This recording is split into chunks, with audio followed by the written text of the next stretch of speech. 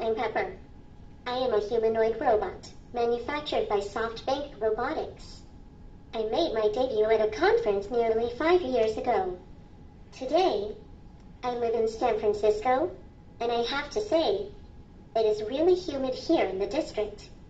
I'm not sure how my siblings at the Smithsonian Museums manage these summer months. However, I am so very glad to be on Capitol Hill to introduce Rob Atkinson, the president of the Information Technology and Innovation Foundation. He will be today's moderator of this expert panel, which includes my pal, Colin. These smart people will discuss the current state and future potential of robotics across all sectors of the U.S. economy.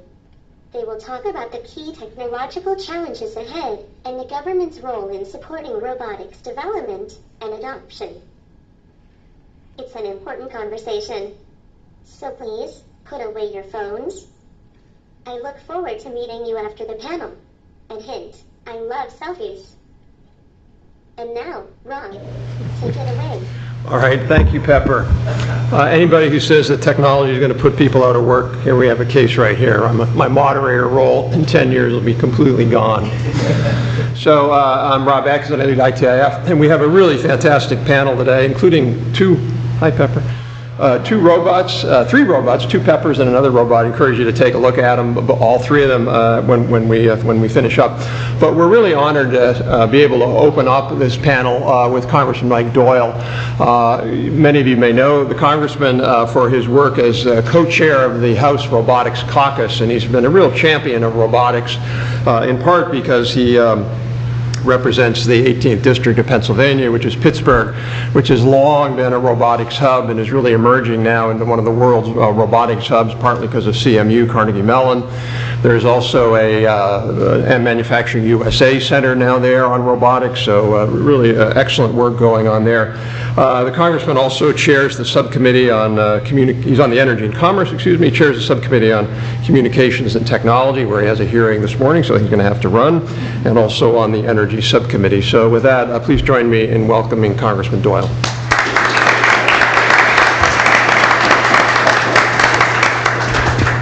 Thanks, Rob. Hi, Pepper. Well, good morning. I'm really pleased to be here today to talk about one of my favorite topics, innovation, and particularly innovation in the field of robotics. And I'm happy to see so much interest, really, on this very important topic. I have to chair a hearing up at Communications and Technology at 10:30, so I can't stay, but two of my staff won the lottery to come down here and be part of this hearing, and I'll look forward to hearing their comments when they get back. I didn't want to pass up the opportunity to express my strongly held beliefs that robotics and related fields will be major drivers of the global economy in coming decades, and that the United States must be a leader in this field if we want to maintain and improve Americans' quality of life. You know, our country historically has been one of inventors and innovators, and our nation has grown the fastest when we embrace change. That's how the United States became a leader in countless fields of science and industry, and how we became the industrial powerhouse of the 20th century and the arsenal of democracy in 2 world wars. Few cities in this country reflect our nation's history of scientific progress and economic growth as much as Pittsburgh, which I've had the honor of representing in Congress for 25 years now. You know, Pittsburgh was always associated with steel. My father was a steel worker. My grandfather, when he immigrated from Ireland, was a steel worker. That's the job the Irish got in Pittsburgh with Mr. Carnegie when they come over. And we continue to be very proud of our manufacturing continued role in our local economy. But today in Pittsburgh, our economy is much more diverse, and that's a good thing. We've been blessed with world-class researchers at our local universities that have made Pittsburgh a national and world leader in fields like computers, healthcare, and of course robotics. We've also benefited from community leaders who decades ago recognized the need to build a new economy based on our greatest competitive advantage. And that was the research being conducted by universities like Carnegie Mellon and the University of Pittsburgh, and the new technologies and products that were being spun off from that research. Our researchers in Pittsburgh win more than $1 billion in federal research grants every year, and the research projects that those grants fund produce a remarkable number of patents and startup companies. So as a result, advanced manufacturing has played an important role in our region's economy in recent years, and I believe it will continue to do so. I think that bit of background explains why I ended up as a founder and co-chair of the Congressional Robotics Caucus. In that position, I've been working for many years now to promote policies that make our country a leader in robotics technology, foster a strong advanced manufacturing sector in our nation, and ensure that American workers have the knowledge and the skills to pursue good-paying careers in advanced manufacturing. And that's really the key to this, that we have to make sure that we have a trained workforce to go along with these new technologies we're developing. So today's discussion will address both where we are, what the challenges are that we face, and what government can do to promote robotics development, production, and adoption in the United States. These are some of the same issues that the Robotics Caucus has been concerned about throughout our existence. And we're fortunate today to have a number of highly respected experts to share their perspectives on the implications these changes have for the economy and for American workers. So, on behalf of the Congressional Robotics Caucus, I want to thank our distinguished guests for agreeing to share their insights with us today. I regret that I have to go to my subcommittee hearing. I would much rather be sitting here listening to you. But as I said, my staff will be taking notes, and I'll look forward to their briefing when I get back from the committee. Have a great session. You're going to really enjoy this one. Thank you for asking me here. Congressman, thank you. And we'll be sure to send you the video so you can watch it tomorrow night at home. So there are slides. Great. Okay. So I want to just make a few really brief opening remarks. I'll introduce the panel. Each panel is to have about 10 minutes. We'll have some time for discussion and plenty of time for questions and discussion with you all. ITIF has done a lot of work over the years on robotics. We think it's perhaps, if not the most important technology going forward.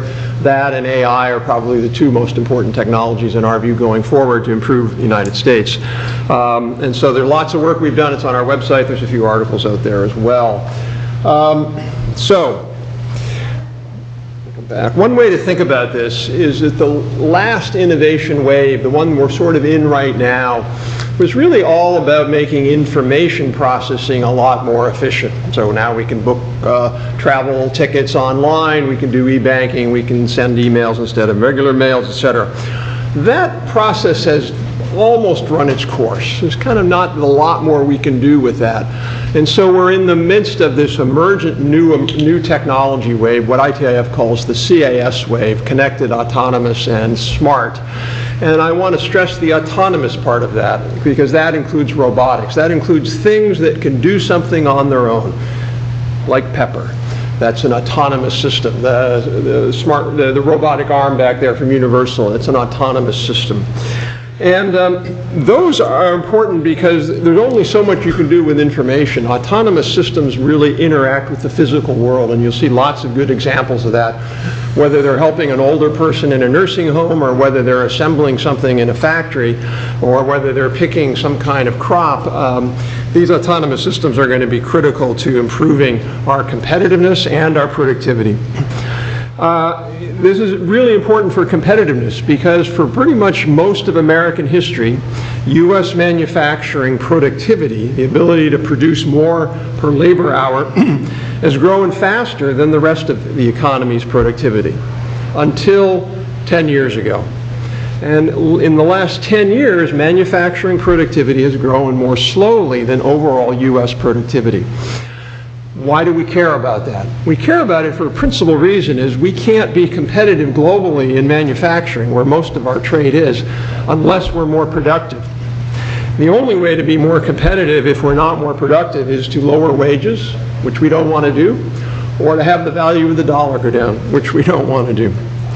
Now, there's other concerns about this, and the main concern you will all hear, and you hear it daily, is that this technology, including robotics and AI-enabled robotics, are going to lead to significantly fewer workers. So here's from a Fortune 500 CEO, the president, a pundit. These were all said many years ago.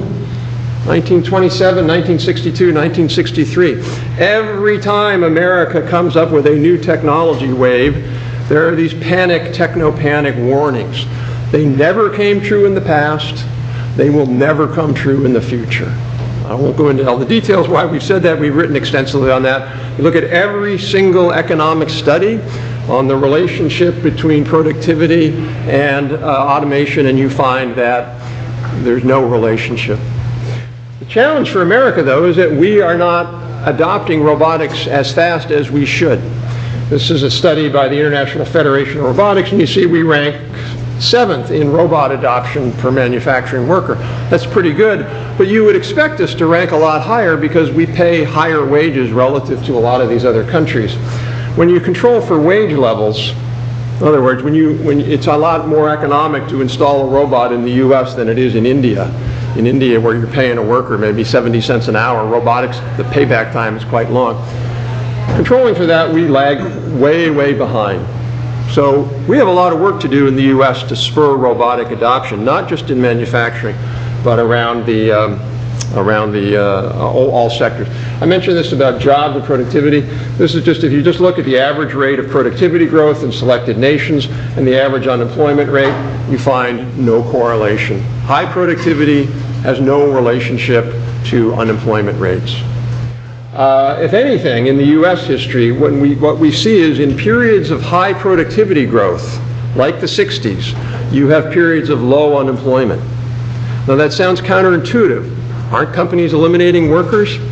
They are eliminating some workers, but because they are raising their productivity, they're lowering prices, they're raising wages, everybody feels more confident, the entire economy hums along, companies are investing, consumers are spending, and you have full employment. It's really only when you have periods of low productivity where you have high unemployment, like the 1980s. The last point I'll just make is every year hundreds of thousands of baby boomers retire. And that's only going to get worse over the next 20 years. And if you read any of the CBO estimates, you find very, very dire warnings about how big the budget deficit is going to be, all because of entitlements. 90% of that relative to elderly retirees. And so if we don't figure out a way to raise productivity, the US government is going to run out of money very quickly, and we're not going to be able to afford entitlement payments. Either we're going to cut money for the seniors, or we're going to raise wages, raise taxes on the workers. There's no way out of that. Productivity is the way out of that. And so for a new report that we're releasing in September on the relationship between innovation and productivity, we've estimated that if productivity could grow from 1.4% a year, which is the CBO projection, up to 3.4% a year, which is where it was in the 60s and parts of the 90s, we would reduce the projected deficit in 2039 from 2.36 trillion, okay, that's a deficit, to anywhere between 1.2 trillion and 10 billion, depending upon the estimates you use. And we'd reduce the debt to GDP ratio from 176% to 65%. So in other words, raising productivity is the most important thing we can do as a country economically, particularly if we're going to avoid a very serious Greece-like fiscal collapse. And robotics are a super important way to do that. And so that's why we had this panel, because we wanted to talk about how robotics are working now. Why are we talking about robotics now? What's different now? And I wanted to bring together a panel of industry experts because these are the folks who are on the front lines of this, either in developing these technologies or deploying them. And I can't think of a better 5 folks to just talk about how that's actually working out. So I'm going to start my introductions and just go down the line. Start with Jeff Bernstein, who's the president for the Association for Advancing Automation.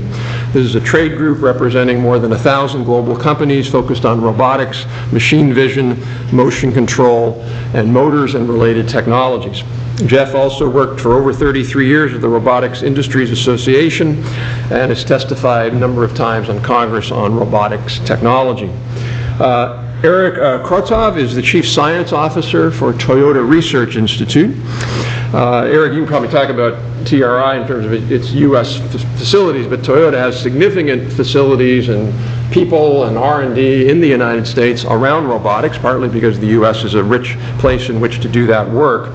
Eric directs exploratory research, accelerated materials discovery and design, and Toyota's University AI Research Program. Until just May of this year, he led TRI's robotics research activities. Prior to joining Toyota, Dr. Krotov founded Griffin Technologies, which is a software firm specializing in robotics and machine perception. He's also consulted for DARPA and various government agencies, and he has his PhD from the University of Pennsylvania. Excuse me, Stuart Shepard is the Regional Sales Director for the Americas for Universal Robotics, which is one of, if not the leading robotics company in the world. Stu's career spans more than 39 years in automation, including at General Motors, Fanuc Robotics, KUKA Robotics, and Goodle AG. He's also been the past chairperson for the Robotics Industry Association. Dave Vasco is the Director of Advanced Technology for Rockwell Automation. Rockwell, and Dave can talk a few minutes about that. Rockwell is one of the leading firms working with companies on automation solutions.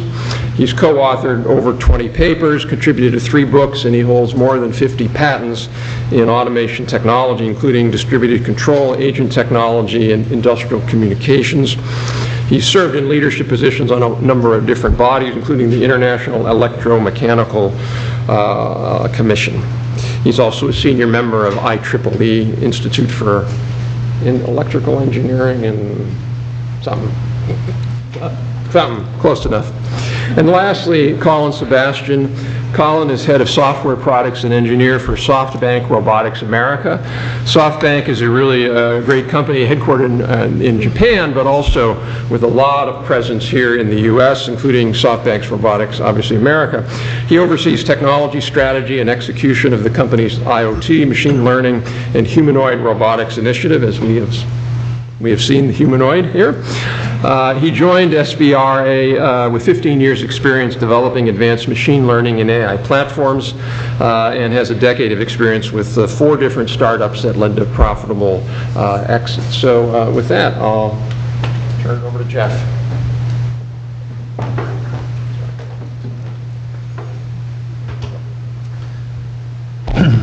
Well, thank you, Rob. Good morning, everyone. Good morning, Pepper. Okay, so I'm going to talk about what I think are the most interesting things about robotics. Normally I talk about industrial robots, and as Rob said, as the use of robots is increasing, unemployment is actually falling. During this record period over the past decade or so of robot use in the United States, unemployment has fallen from nearly 10% to below 4%. More robots is equaling more jobs in America and in many places throughout the world. I think that's important for policymakers to know. However, as I said, what I really think is interesting are how robots are making our lives better in many fields. Today I'm going to focus on 3 areas. And if you look at professional service robots in areas like warehousing and distribution or in agriculture, you see it's growing pretty quickly. Very few of them are out there yet, but the International Federation of Robotics is expecting over 20% a year growth. Home robots have been actually in many ways a disappointment because the only useful home robots we have to date are vacuum cleaners and lawn mowers. We hope to see more of those, but even in these areas you see pretty significant growth in home robots. And then toy robots, there's lots of units out there and they're growing at a double-digit rate. So that is another area where we're seeing robots get well beyond the factory. Why? Because there are these enabling technologies that are allowing us to develop new robot applications that make our lives better. Mobility, how do robots move around? Artificial intelligence, they're smarter. Machine vision, it's really easy for us to look at something and identify it quickly, but not so easy for machines, so advances in machine vision are helping. And then this final one, gripping. Again, we can look at a product or an object of any kind and figure out instantly how to pick it up. Robots have a very difficult time with that traditionally. We're making advances there. So let's look at some of these areas where robots are advancing in new applications. We're going to talk about warehousing and logistics and retail, medicine and surgery, means something to all of us, and also agriculture, our food system. We've gotten a lot of on-the-job learning with regards to how these things work, how the programming works, because I had no background in robotics at all. Just having the opportunity to be a trailblazer is just absolutely phenomenal to me. I tell my family that I babysit 800 robots. I wouldn't have my job without these robots, and now when I walk in, it's kind of like, yeah, this is Amazon. It's like, this is what I do. So I love that because it's talking about enabling better jobs. You see the robots are doing all that walking in the warehouse. Here's somebody who's been trained to actually work with the robots, monitor them. And Amazon's becoming more productive. It's driven by e-commerce. You're getting your Prime Day orders quickly. And that's why these robots are important. And Amazon, I was just at their Remars conference speaking. They've added about 200,000 robots recently, but they've also added over 300,000 people to keep up with the demand. So we see a future of people and robots working together.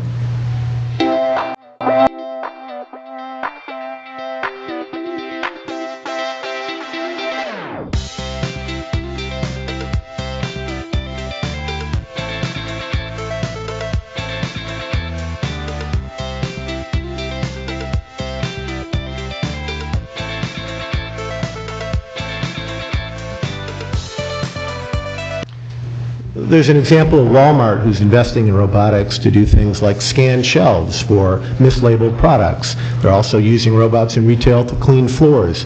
These are tasks that people really don't want to do. And frankly, when we go into a Walmart or any other retail store, we wish there were more people we could interact with. And Walmart says they're going to have the people doing more of the customer-facing activities. That's what people are good at. Well, let's let the automation do what it's good at. This surgical robot could transform how doctors diagnose and eventually treat lung cancer. Auris Health, a startup in Redwood City, California, developed a robot to perform endoscopies, a procedure that allows doctors to look inside the patient's body using a microscopic camera attached to a tubular device. The robot, called the Monarch System, features an endoscope that extends like a telescope through a patient's narrow airways. Physicians can maneuver it with an Xbox-inspired controller. Computer-assisted visualizations help doctors guide the endoscope precisely where it's needed. So, what could be more important than our health? And we have had examples of surgical robots that exist today. Here's more advances in an area like lung cancer. Extremely important. But again, it's the technology working with the doctor, not replacing the doctor. We do about 50 of these screens a year. If you take 450,000 molecules or compounds, which we're screening, so you multiply 450,000 times 7, which is the typical different level of doses that we test, that's about 3 million tests. We do 3 million tests on that robot every week on a different disease. If you or I was to do this by hand, it would take us 8 hours a day, 7 days a week for 12 years to do what this robot does in a week. Think about that in terms of using the technology to find new drugs, to cure rare diseases, or to find therapies that will help us. Again, augmenting what doctors want to do, not replacing them. At Ironox, we're using robotics and intelligence to grow better food for less, in a way that uses less. Less of what we can't get back, or can't afford to waste.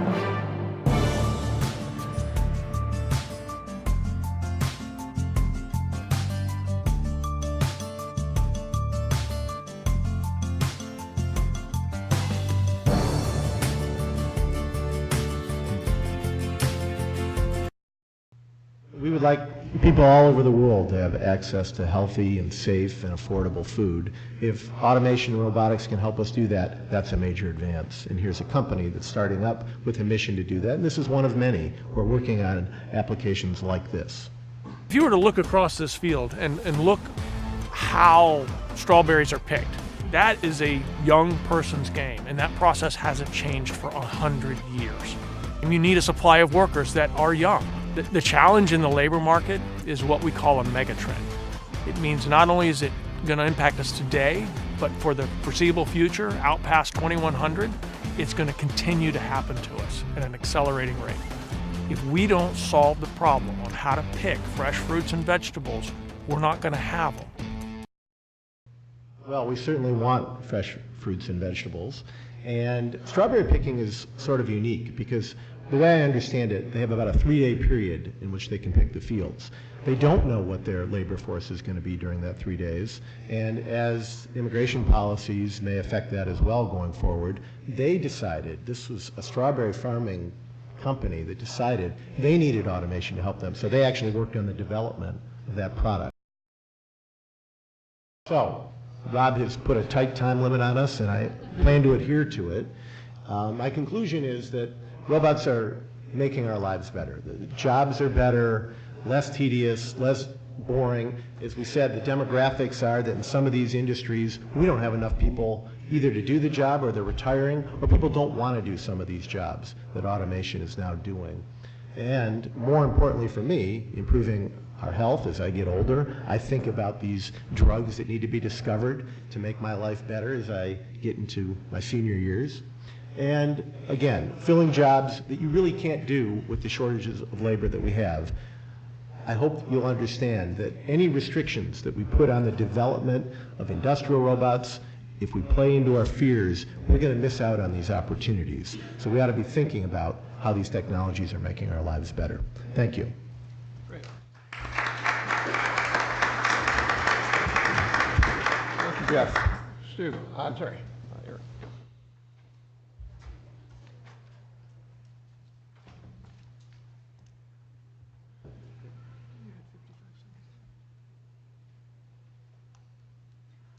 Good morning. It was such a heartwarming welcome from Congressman Doyle. I was so happy to hear about Pittsburgh, which is where I started my career as a professor at Carnegie Mellon University, and everything I heard him say was true. I'm here today as the Chief Science Officer for the Toyota Research Institute. You guys all know about Toyota, the car company. I want to tell you about Toyota Research Institute, which is helping to create Toyota, the mobility company, and to meet Toyota's mission of providing mobility for all. The Toyota Research Institute was started 3 years ago, January of 2016, with an initial budget of $1 billion to apply artificial intelligence to problems of business and technical value to Toyota, the soon-to-be mobility company. And we focused on self-driving cars, home robots, and batteries and fuel cells. So none of that is factory robots or robots to help with manufacturing. And that is part of the shift from the car company to the Mobility for All company. We hired 100 people the first year, a second 100 the second year, a third 100 the third year, and we're going to level off about 350 people this year. Half of our technical staff has PhDs, so a bunch of eggheads, scientists, engineers, all experts in artificial intelligence and software engineering.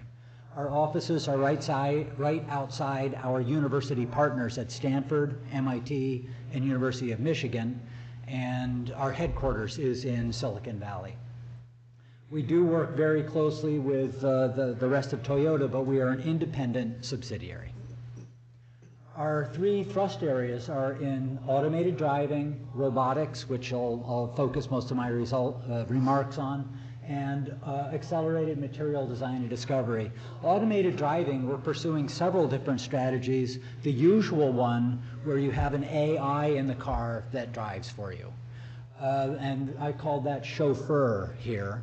The other thing, which is very unconventional, and I think we're unique among all the OEMs, the original equipment manufacturers, and other tech companies who are getting into the self-driving business, we're unique in having a focus on what we call Guardian, where, echoing Jeff's comments about the collaboration between humans and machines, the person in the Guardian system drives.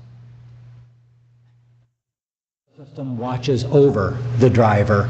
It's just like a very robust safety system. If the driver is incapacitated or is about to have an accident or crash, the system can intervene, and the system is aware of the not just the environment around the car, but also the people in the cabin.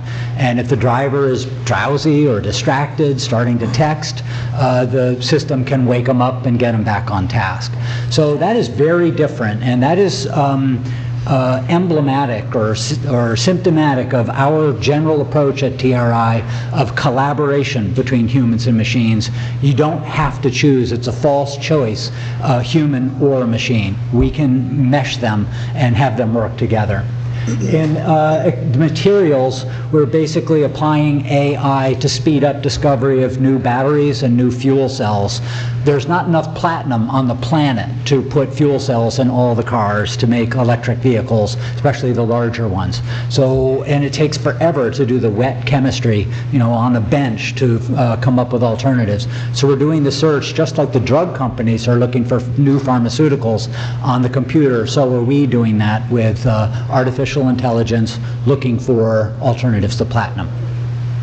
I'll tell you more about robotics by starting with our leadership team. 6 of our 12 leaders are distinguished roboticists. Gil Pratt, our CEO, the inventor of series elastic actuators, which a number of my colleagues are very familiar with, and many of the common robots today. Myself, I worked at DARPA. I invented the robots that were used to defuse roadside bombs in Afghanistan and Iraq. If you ever saw the movie The Hurt Locker, those were the robots. Ryan Eustace from University of Michigan, a co-inventor of SLAM, simultaneous localization and mapping. Max Bhattacharya started at the Jet Propulsion Lab and ended up at Google X before joining us. Wolfram Burgard, at the bottom left, is the president of the IEEE Robotics and Automation Society, the biggest robotics geek festival we've got. John Leonard was from MIT, was the head of the DARPA Urban Challenge team, which I think finished 3rd or 4th in that competition. Russ Tedrake, you'll see in a movie later, an expert on manipulation. So we really have a lot of roboticists. Our effort is not the factory. Our effort is the home, which is kind of the Wild West right now of robotics. In the factory, you know where things are and the flow of materials inside that place. And in the home, it's very unpredictable. You don't know what's going to show up there. The robots need to be much more versatile to handle the home environment. And aging society, I call your attention to the plot on the upper right. You can see that by age 70 here, we're going to double the number of people age 65 or over. Those people need help. We would like them to be able to age in place. It's hard on older adults, both the social isolation they have, the loneliness, and also their physical incapacities or disabilities. And robotics can help with all of those. It's already happening in other parts of the world. It's coming to the United States. The demographics is unmistakable. We want the Toyota robots to be ready to meet those needs. Our 2 thrust areas are in fleet learning and manipulation. We cover kind of all the technical bases in robotics, but those are our 2 big thrusts. By fleet learning, when the idea is that when one of our robots learns to do some new skill, all of the robots will get that same ability. And so that's how when one system learns, it spreads to all the others, and the fleet becomes more capable. And I'm not going to go through all the little things, but our Holy Grail is down at the bottom, so that if you have, let's say, a universal robot arm learn to do a manipulation task, we can then generalize that and have a SoftBank arm or a Toyota arm do the same task. And right now, everything is programmed. And it's very tedious, it's very hard to do, it's difficult to adapt to new objects, new environments, new robots. So the key is learning, so that you can have the system demonstrate a task once and have it learn and adapt itself and then spread the skills to all of the robots in the fleet. For manipulation, I think actions are going to speak louder than words here. I'm going to ask, let's roll the video. The next set of robots that could have a huge impact in the home are robots with hands that are able to move objects in the world more like what a human could do. Let me tell you what we're looking at here. This is actually a factory robot. We've staged it in front of the kitchen sink and the dishwasher, but we're asking it to do an extremely hard task. Let's think a little about what it takes to make a robot load the dishwasher. It needs to be able to recognize whether an object is a mug or a plate or silverware, or whether it's something to be discarded. It needs to understand the shape of that object, where it is in space, its orientation. One of the key capabilities of these systems is using feedback in our control algorithms. When we pick up the plate, we're constantly monitoring the forces we expect to see at the fingers, at the hand. We're using cameras to align the hand to the plate as it approaches. This makes the system much more robust. Someone comes along and closes the drawer on the robot, it's actually reasons enough to set the mug back down on the counter, open the drawer back up again, and finish the task. Traditionally, robotics researchers have used physical testing to design their algorithms, but that's just too slow. We've seen a dramatic increase in the performance of our system. One of the big reasons for that has been our increased capabilities in terms of simulation and testing. We want to be able to test our algorithms in software in the same way we test them in hardware. In simulation, we can run many more tests and more diverse tests than what we run in the real world. Every night, we generate random configurations of the sink with random objects, trying to find the corner cases, the rare events, the situations that we never thought to try in physical test. The next wave is having the algorithms repair themselves when we find a counterexample, a corner case. The algorithm will automatically fix itself so that it doesn't make that mistake again. We finally reached the point where we do most of our design work in simulation and have a lot of confidence that if it did it right in simulation, it's going to work in the real world. And that's a place that we haven't been before in the field of manipulation.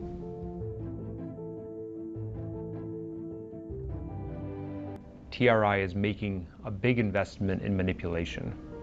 One of the fundamental challenges that we have is taking promising new technology and trying to make it reliable enough that we can trust putting it into somebody's home.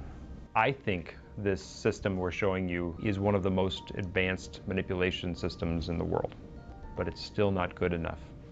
The approach we're taking, simulation, perception, feedback control, these are broadly applicable to all of the tasks that we might want a robot to do in the home. Toyota sees a real need to help people age in place with dignity.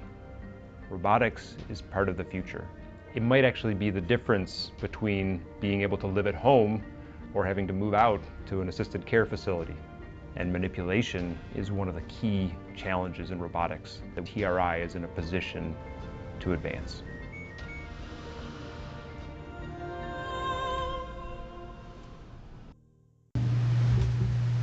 Thank you so much for your attention.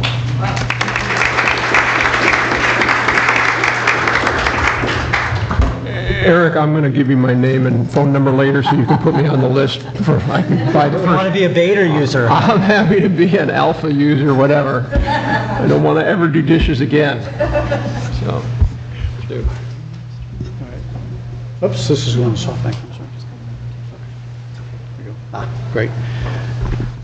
Good morning. My name is Stu Shepard. I'm the Regional Sales Director for the Americas for Universal Robots. I'm based in Ann Arbor, Michigan. We have offices throughout the United States, 5 different locations: Boston, New York, Los Angeles, Dallas, Texas, and others underway. Our job is a very narrow range of the robotics industry. We've picked an area where others have not been able to go before, and we're making a business out of it. We believe strongly that making robotic automation accessible and easy can be accomplished for all businesses. In the past, most robotic applications in manufacturing has been for the big guys, the Germers, the Fords, the Boeings, the General Dynamics, and these types of people. We believe that any size company should be and can be cost effectively using robotics. In fact, a lot of our customers will say, how do I know my employees can actually use robotics? I don't have a PhD running around in my lab or anything like that. So our challenge is, in fact, I will challenge you right now, dig in your pocket, your purse or whatever. If you've got one of these, then you can use this. In fact, we will prove it to you today. At the back of the room is one of our robots. And in 15 minutes or less, you can program that robot to do some fairly simple tasks. A little bit longer, you can do some fairly complex tasks. And we know this is true because we've not done this once or twice, but over 32,000 installations are in operation throughout the world that in the past have never been cost effective for the average manufacturer. We brought the whole cost of manufacturing and cost of applications of robots down to an unprecedented low level, as well as made it easy to install, easy to use, easy to buy, easy to redeploy. We're going to show an example or two of that today. So here's the difference between cobots and other types of automation. Cobots are ideally suited to meet the challenges most people are facing in their current workplace. If you've noticed, our cobot's not tied down to the floor. It's not bolted to the floor. So not only is it easy to move around to different applications, you don't have the cost of actually anchoring it to the floor. It costs about $1,100 per hole to bolt a robot down to the floor, and it oftentimes takes 20 or 30 bolts to do that. Also, the larger traditional robots are fixed to the equipment. We're not fixed to the equipment. Typically, they require safety cages. We, in fact, do not require safety cages. In fact, you'll see in the back of the room, ours is not caged today. It's completely safe. You cannot be hurt by that robot. Also, typically, it's complex programming, and in our case, the programming is very simple. Again, if you can use your cell phone, you can use our product. And typically, there's very high deployment costs. We typically can install the robot, have it up and running in under 2 weeks. It only takes 5 to 7 days to receive it. Most robotic automation takes much longer. So we've done everything we could to try to bring robots into the grasp of the common manufacturer and others. We're actually seeing applications outside of manufacturing. The other difference is we actually encourage the use of man and machine together, not separate. Only 5% of the applications out there can be totally automated, which are a lot of the ones you see today using traditional robotic automation. Most automation gets to be so expensive, if you try to automate it 100%, the costs just skyrocket. We believe that man and machine working together can bring the cost of automation down and, in fact, use the best of what men and women do, and that's think and be creative. And keep that creativity on the manufacturing floor, where arguably in the past the creativity has been pushed upstairs into the offices. And it makes manufacturing more interesting, which is one of the challenges. One of the reasons we struggle with unemployment levels being as low as they are and attracting millennials to the manufacturing floor is manufacturing jobs aren't necessarily interesting. Put them in control of a cobot to do work together with them, and you'll find it's much more interesting. In fact, some people think it's kind of a video game to play and deploy these things. So 85% higher productivity with people and robots working together compared to traditional robots. It's a number you just can't ignore. It's such a great number. And this is from MIT, a well-respected university focused heavily in robotic automation. In fact, at Task Force Tips, this is a company that makes fire nozzles for fire hoses. They basically said it's a paradigm shift for them to get into this business using robotic automation. The bottom line was for them, is that in Valparaiso, Indiana is where the company is located. They were able to deploy robots where they thought they never could before, and the payback on installing the robot was 34 days. Not 2 years, not 18 months, 34 days. We have hundreds of situations where this has occurred. And it's not just because of our robot. We've teamed up with partners throughout the world who are making robotic devices easier to use by making them plug and play. And therefore, you don't have to learn how to make the gripper work. Somebody else has already figured that out. And they've added the gripper to our robot. You pull the trigger and it runs. And Jeff mentioned all these technologies that have been enabled lately to make automation easier. All of those come to play. We've made vision systems easier to use, grippers easier to use. All these other enabling technologies are all focused on being able to get people to do it themselves rather than have to depend on others to be able to get this work done. So the challenge is there's many changes in our industry that are going on across all of the different economies. So like all U.S. manufacturing, task force tips had difficulties in staffing. They had regional locations where the unemployment level was so low that they really struggled trying to find people who were interested in doing work, especially on second and third shifts and on weekends. And right now, in fact, we're at an all-time record low since 1969 in unemployment. June was 3.7%, which is just amazing. So when you talk to owners, they don't talk about automation being their primary challenge. What they talk about is the fact they can't find enough employees to do the work that they need to have done.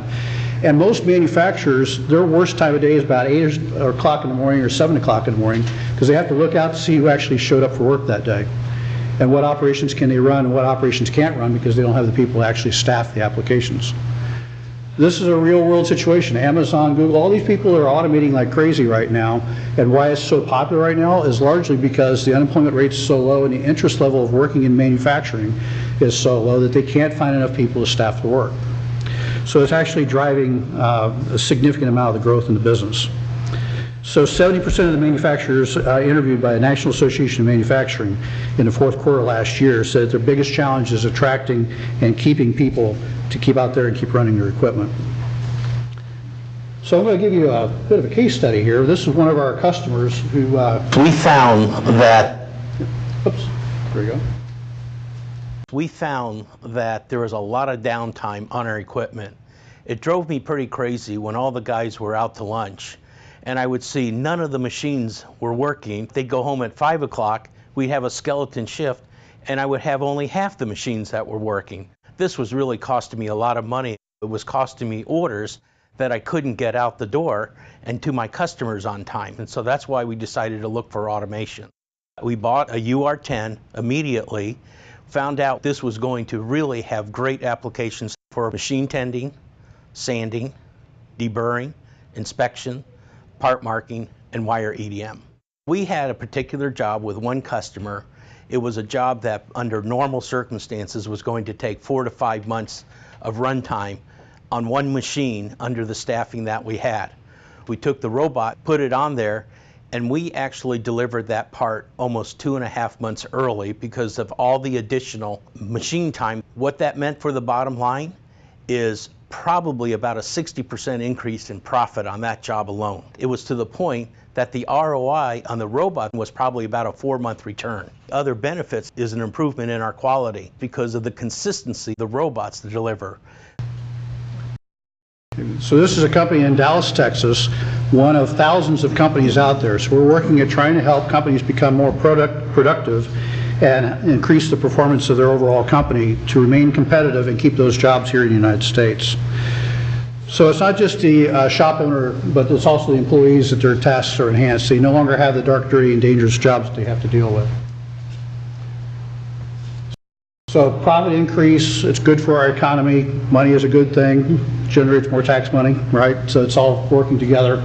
And just the overall operating efficiency of the machine tool alone is typically 20 to 25% of an increase in operating efficiency. But now let's talk more about the employment side of this a little bit. We believe that right now we're at Industry 4.0. This is the popular advertisement of what's going on, where network communication, data sourcing is helping us drive manufacturing. We argue, in fact, that it's missing the human aspect and the creativity of the human being. and that the humans actually create significant value and speed and creativity that otherwise can't be addressed other ways. So why is Industry 5.0 important? Well, in Industry 4.0, it's basically built around fixed manufacturing as we've known it for the last 40 or 50 years. We're really looking at the manufacturing of the future, of improving the platforms and being more flexible, mass customization instead of standardization, monetary and non-monetary benefits when it comes to avoiding injury and other accidents that may happen in the workplace, again, man and machine, and then the adoption and the flexibility. We're finally addressing companies that are very, very low volume, very high mix applications that traditionally couldn't use robots in the past. The ask for government is that industry needs to focus on being productive. They need to focus on getting their jobs done. They need to efficiently use all technologies and apply man with machines and not be afraid of technology. We ask the government to consider enabling the domestic industry so that they can take advantage of these technologies. Focus on small to mid-sized enterprise employment levels to help people realize that retaining these jobs in the Americas is important. Educate and apply all technologies, enabling employment of all types, of all races of people at all locations throughout the world, and the appropriate use of artificial intelligence.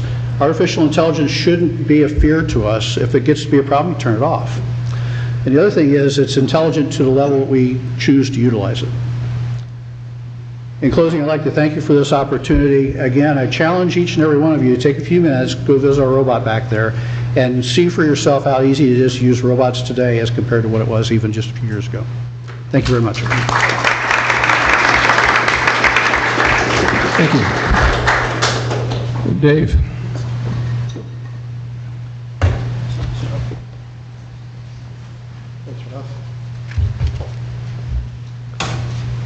So I'm Dave Vasco from Rockwell Automation. Rockwell Automation is the world's largest company dedicated solely to industrial automation and information. So why do we care about robots? We care about helping our customers to automate, to help them become more productive, and to help them develop a workforce. So we're talking about robots. Why am I talking about expanding human possibility? This is really the mission of Rockwell Automation, is to expand human possibility. And I think Stu laid some of those maps out for doing this. But robotics is a way to do that. If we look at robots, they provide a mechanism for doing highly repetitive tasks. It's hard to get people into these jobs. It's difficult to retain people in these jobs. I've worked with customers who have 130% turnover in some of these jobs. And the people aren't productive unless they've been there for 3 or 4 months. So they're losing money in the turnover. They don't have people that could take those jobs. So by having robots come in and have them supplement, that really helps a lot. They can do this highly repetitive work. You can increase productivity and the agility. If we look at the agility, being able to actually make a single part to order for customers, it's important to have a great deal of flexibility. The robotics can allow us to do that. We can allow us to do made to order. As we start doing made to order parts, you're going to want to have those parts made close to where they're consumed. You can't have them shipped 3 weeks and arrive 3 weeks later. The customers don't want that. So that's going to cause a lot of reshoring of manufacturing back to the U.S. because of that, to meet those demands. There's also the workforce challenges in doing this. We don't have enough workers today. We have baby boomers leaving today. We don't have the workers we need. We're trying to develop the skills, but it's difficult. I'm working with a biomanufacturer out in New Hampshire. They're doing cartilage replacement for knees. They could do about 200 per year, and they have about 4 dozen PhDs on the assembly line. Their market is 250 times the size of what they're able to produce. Do you think you can go out there and hire 250 times more PhDs to stock their production lines? And by the way, PhDs make horrible manufacturing workers. They really are very, very creative people. They don't like to be sitting there doing repetitive tasks day in, day out. But we actually automated that entire system where it's actually closed loop. now. It's modular. You could actually do that entire system with robotics, with automatic movements, material with automation. And that's really how you get this productivity that we need in the future. If we look at the trends, we saw a lot of the trends of the collaborative robots, and this is really the key. The workers and the robots working together, I think you stated an 85% improvement in productivity. As far as employment, I think Mercedes even had an article recently where by adding collaborative workers or robots to their assembly line, they added more workers. They added more agility. They were able to deliver the cars that were necessary for the markets and be more competitive in those markets. And that's what you're going to see. You're going to see this increased flexibility, being able to do changeovers quicker. We're going to go back at the end of this and start programming that robot in 15 minutes. We'll see how easy it is to do. And that's going to be one of the key things ahead. And we're going to see increased human interaction. So we're going to see the robots interacting more with people, the robots interacting more with systems, and this entire collaboration. That's going to change how we do safety in the factory. In the past we've had guarded safety, now we have much more collaborative safety. So it's going to mean we need to make changes to our standards to support this. We need to make changes to our technology to support this, vision technologies, AI, machine learning, to be able to understand what different things are. Range sensing, force sensing are all going to be critical in making this happen. So in conclusion, I think robots, we need to look at this as a tool. We want the U.S. to be more productive, and the way for us to be more productive is to have better tools. It's as simple as that.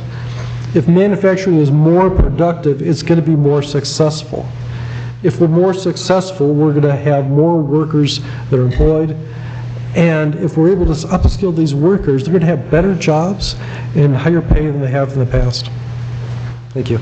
Great, thank you.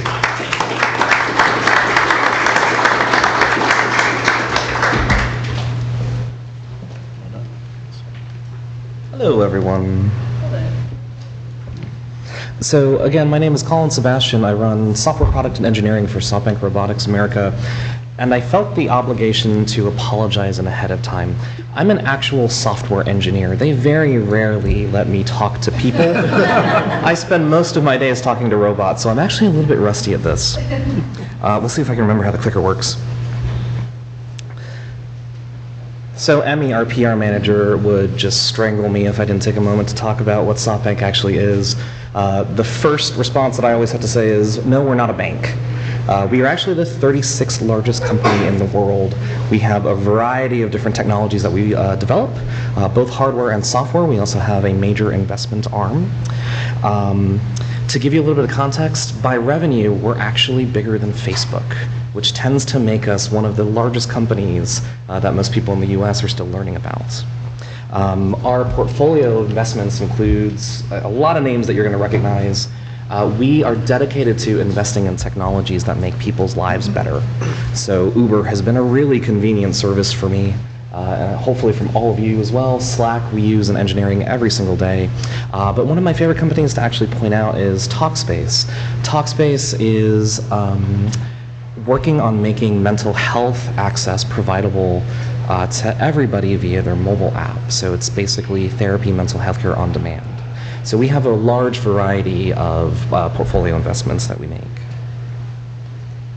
I have what might be the coolest job in Silicon Valley, and you can totally tell from the fact that I'm not wearing a tie that I am a Silicon Valley engineer. My job is to actually develop the artificial intelligence and machine learning platform that pulls in all of our portfolio technologies to automate full business processes from cradle to grave. So retail, for example, has consumer-side business processes and also supply-side processes. My job is to actually unite the portfolio companies and actually, working? Get a little closer to it. Yeah. That's probably better. Oh wow, I can hear myself. So my job is to actually build the AI and machine learning platform that can leverage all of our portfolio technologies to automate entire business process. In addition to that, I have the privilege of also owning the STEM education initiative that my company leads. We actually refer to it as a little bit different. So STEM, you know, as science, technology, education, and math. We call our initiative STREAM. We've added an R for robotics and an A for art. I'm also, particularly because I'm an engineer, I'm super sensitive to marketing buzzwords, so I just use 3. I said IoT, AI, and machine learning. In reality, we're an automation company. One thing for all of you, I think, to pay attention to as you're getting educated about this topic, there's a phrase called robotic process automation. That is going to be a large part of everyone involved with robotics lives for the next decade. RPA is basically the new big data in terms of buzzwords that you'll hear. One of the things that I'd like to call out about this process, which should be pretty straightforward, is that humans are all over the place. This is not a process that is robot only. In fact, this is not a process that functions without humans, and we're going to talk about that a little bit more today. We are super focused on automation as a company. SoftBank itself is really, really focused on automation. You ask yourself why. One of the things that is advantageous for us as the US division about our mothership being in Japan is we can learn from the Tokyo market and the Japan market. Japan is one of the oldest countries in the world by average age, and they are actually facing a massive labor shortage in most of their critical industries. This actually is helping to explain why Japan has embraced robotics, I think, with such passion. Number one, just a culture of innovation, culture of science fiction coming to life, but there's a really pragmatic need. You can't find enough janitors, for example. This is not a reflection of where Japan labor shortages are falling. This is actually a reflection of the US labor market right now. And so if you think that we're immune, I would caution you to reconsider that position. For example, truck driving. The overwhelming majority of goods are transported via truck in this country. It's an obscene percentage. And we are 50,000 truck drivers short right now. It is estimated that that's going to go up to about 100 to 150,000 truck drivers that we're short on in the next 5 or 6 years.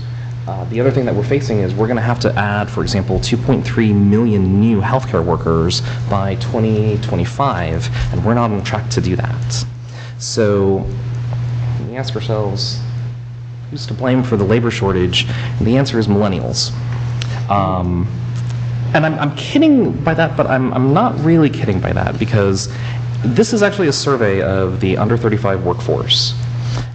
Traditionally, I think a lot of us are taught to think about money and salary as our primary motivator for work. But one of the unique things that we see about this particular demographic is that salary and their paycheck isn't actually their primary motivator anymore. For example, they are incredibly focused on opportunities to progress into leadership positions. They are incredibly focused on, does their work provide them a sense of meaning? I would also add, one of the things that I personally noticed with having a team whose average age is actually about 28 years old, my team really values purpose over paycheck, which I think almost everyone in this room can probably resonate with on a very personal note. I can't stress this enough, the importance of the nature of the labor force changing and what they expect out of work.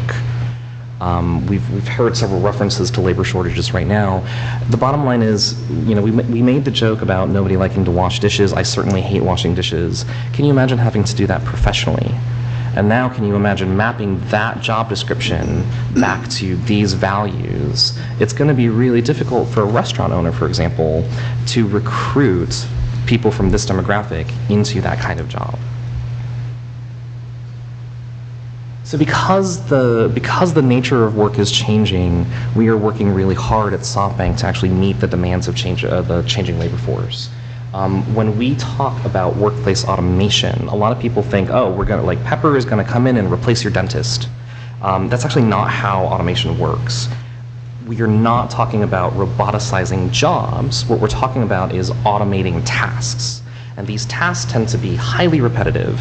They tend to be relatively low value. And the concept of Pepper being able to automate, for lack of a better term, remedial tasks, for example, it actually frees up time for the humans that are collaborating with Pepper in the workspace to focus on more meaningful tasks. And I'll get into that a little bit later. Actually, get into it right now. So two examples of how humanoid robots in particular are impacting. We spend a lot of time talking about robots that engage in the back end. SoftBank Robotics does make a massive amount of investments in developing industrial robots and industrial technology. But humanoids are always really interesting because those are the ones that the average person are going to interact with. So for example, you can go meet Pepper at the Microsoft store in Pentagon City if you're ever curious about what she does. Now is a little 2-foot-tall humanoid robot who was born out of our Paris office. If you remember about 10 years ago, there was a pretty significant heat wave, and the elderly population really suffered through that. The casualty count, the death toll from that heat wave in Paris was disproportionately in the elderly population. We actually built Now to be a companion robot in elder care facilities and elder care environments. So not only can it engage with seniors who may want some company, but if they need help, Now can actually function as a beacon for that. The other thing that Now has proven very effective at is actually education, as an education platform for children with special needs, particularly children on the autism spectrum. We often don't think about special education or people on the spectrum as potentially the next generation of engineers. But I will tell you from personal experience, going through, if set up for success, children and students with special needs, they make phenomenal computer scientists. Pepper, obviously, as you see here, her main focus is in the retail market. So you can find her at HSBC, you can find her at Microsoft stores. She's really focused on, again, automating those lower level tasks. So if you're a retail sales associate working at a store, you're going to spend about 35% of your day actually answering the question, where's the bathroom? That is not going to bring meaning to your job. So when Pepper can answer those kind of questions, it frees up time for human workers to engage in, like, for example, if you're shopping for a job interview, let me help you buy an outfit. Oh, it's your mother's birthday. Let's pick the perfect present for her. That's how we can bring more meaning to these types of jobs. It's going to change. The workplace is going to change as technology approaches. As a result, we really need to focus on education and making sure the workforce can adapt. So we are making significant investments into developing hardware and software and curricula with our partner universities across the entire K-12 and university academic system, but also job retraining programs, which I'm sure we'll get into in the Q&A. Education is also really important, not just because the workforce has to keep pace with the change of the workplace, but it's actually mission critical to the U.S. remaining as the global innovator in the world. We have a lot of competition from a lot of other countries. As a last example, we actually only graduate about 50,000 computer science students every year. There are about 500,000 computer science jobs opening up every year. So automatically, there's a deficit there. But the other thing that we're noticing is that computer science itself has been largely focused on programming and teaching how to code. Technologies that we're seeing now that power AI and machine learning and robots, they're not necessarily about core code anymore. They're actually much more, how do I put this? Less about computer programming and more about software engineering. And so, for example, I have graduates coming from Stanford and Harvard and MIT, and they have never worked with Apache Spark or Hadoop or Cassandra, and these are core technologies that we really need to start teaching earlier and earlier to stay competitive.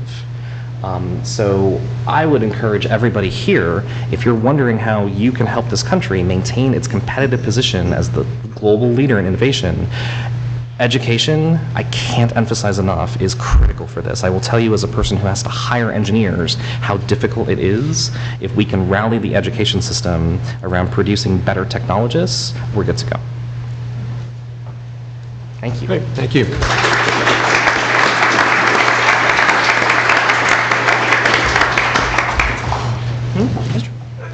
Pepper like that. So that was great. Thank you, everybody. So I want to start with just a conversation with you all, and then we can open it up for questions. You know, one, I think, interesting question. People tend to, if you're not in this industry, you tend to think of robotics as magic, as it's kind of almost like the Terminator. You know, it can do anything. It's just going to do everything. It's super easy. And as a number of you showed, really, really hard for a robot to know the difference between a cup and a ball or something, you know. And so my question is, how hard is all this? How much progress are we going to make? Where do you see us in, say, 5 or 10 years in any of these spaces in robotics? And what are the biggest technical challenges that you think we have to, as an industry, that you have to grapple with? So just jump in, whoever wants to start. Eric? Sure. Right. Looking backwards first, I think two of the things that happened in our industry in robotics as a field were machine learning and LADAR, laser radar. And so both the reasoning and the sensing got a lot better. I'd say that machine learning, we're still still rising on that, and nobody can see the top of it yet. So that's been a huge improvement in our ability to program or teach the machines. And LADAR is way better than computer vision has been at finding the shape and distance and sort of geometry of objects. So both of those have been really valuable. What's coming next in machine learning? I think everything now is teaching. You give it demonstrations, you give it examples, and supervise the learning. As children, even infants, we don't need that. We can learn ourselves. So unsupervised learning, I think, is a lot of people are focusing on it as a research opportunity. Who can say when the next breakthrough will happen, but I think that is a point to watch. And sensors are getting better and better, being able to see farther and make more subtle discriminations. So those are two of the technological factors I would watch. How much has improvements in Moore's law, just computing power, helped, or has it been secondary? That's been fundamental, both processing speed, memory size, and networking, being able to connect all of these different machines. In fact, now that you mention, I kind of take that for granted now, but it has been fundamental. Yeah. Do you think 5G in the I don't want to say factory environment, but the building environment, because Stu, your robot is you're not going to have a USB cable connect to your robot. Yeah. A lot of these robots, you're going to want to move them around, so you're going to want a mobile connectivity. Do you see that as important? Yes, you cannot on a 4G system send a stream of video. It takes, that's 200 or 300 megabits per second, and 4G can't do it. So you have to send things at lower bandwidth or highly compressed. So 5G is going to make that problem go away. So it'll be a much richer stream of data that comes both to and from the robots. Great. And 5G can also be used for things like geolocation, so using the network to figure out where things are, as well as streaming data. Yeah. Colin, do you want to add to that? So pull the mic up, yeah. Pull this closer.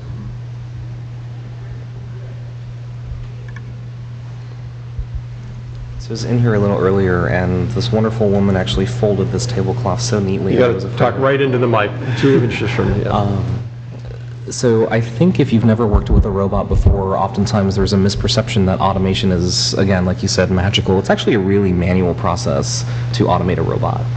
There's a lot of configuration, a lot of computer programming that's going in. So for us, we are absolutely focused on learning.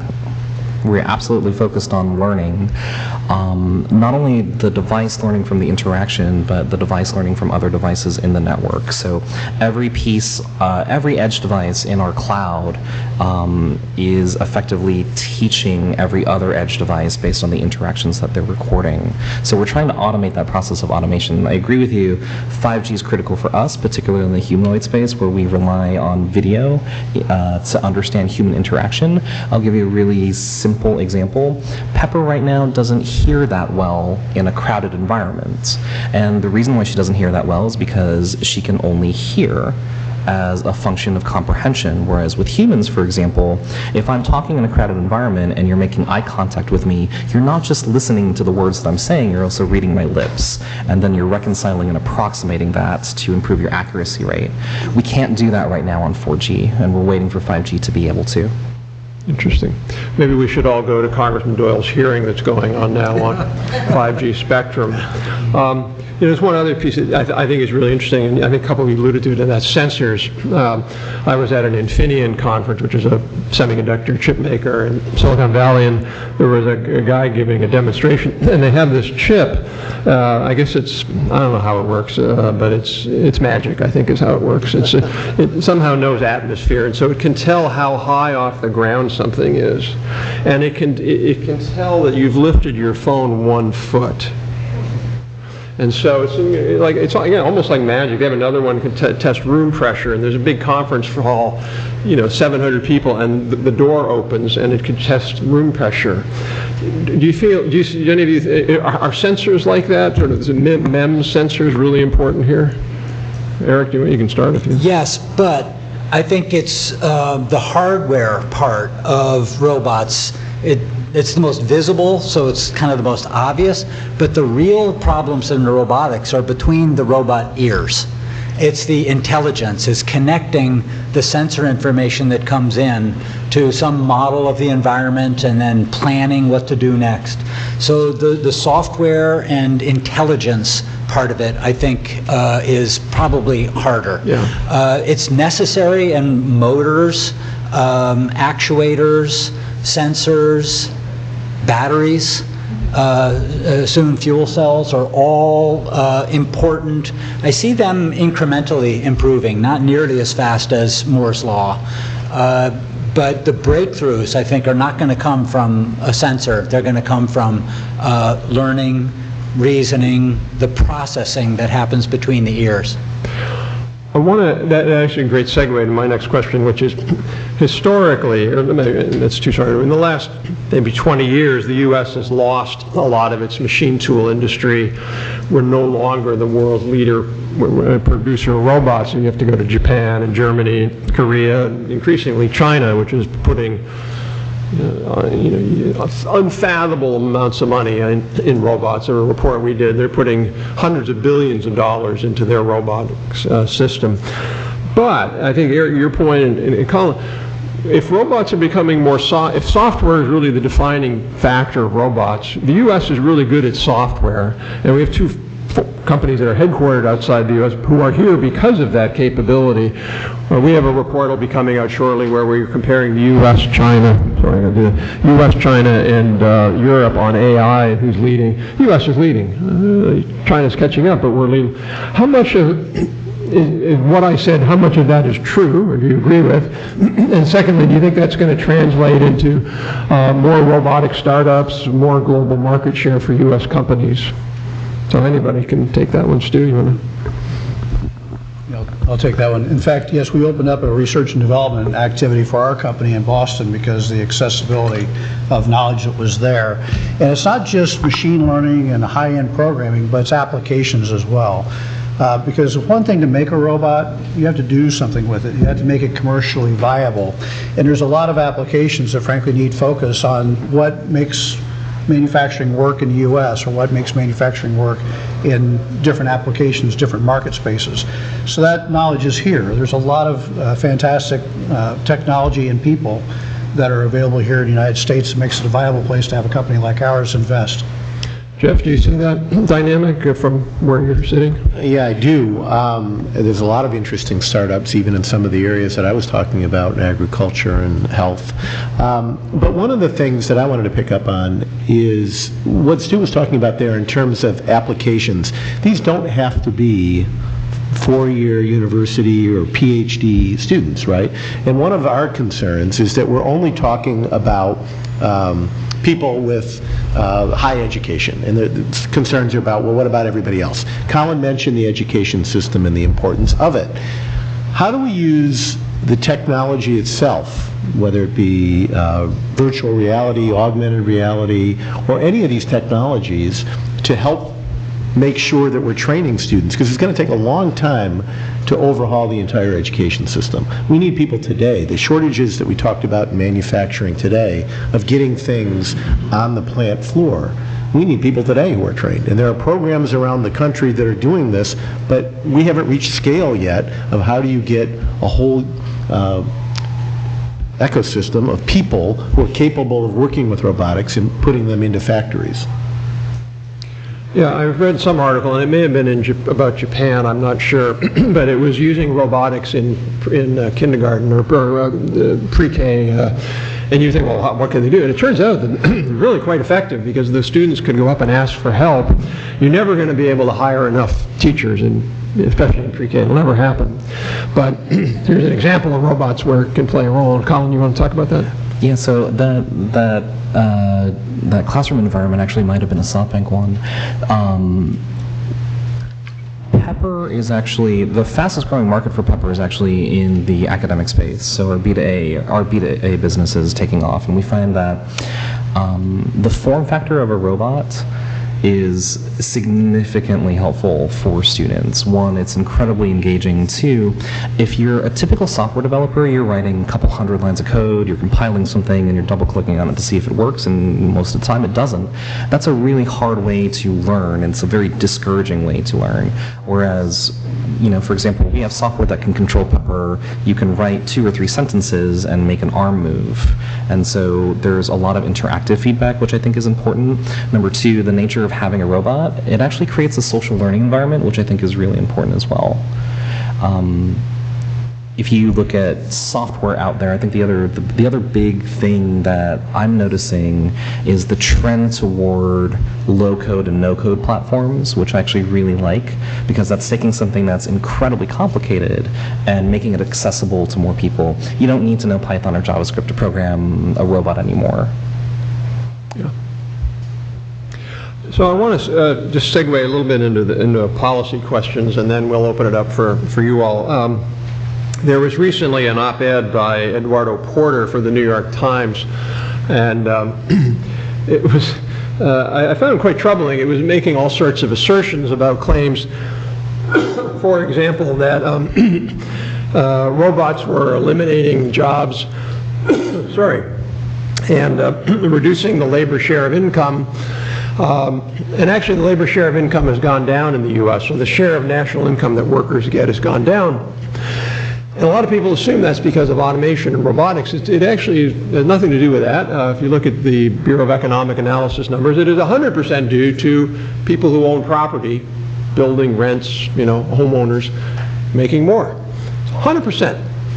So labor share of income went down 3.5 percentage points, rent income went up 3.4 percentage points.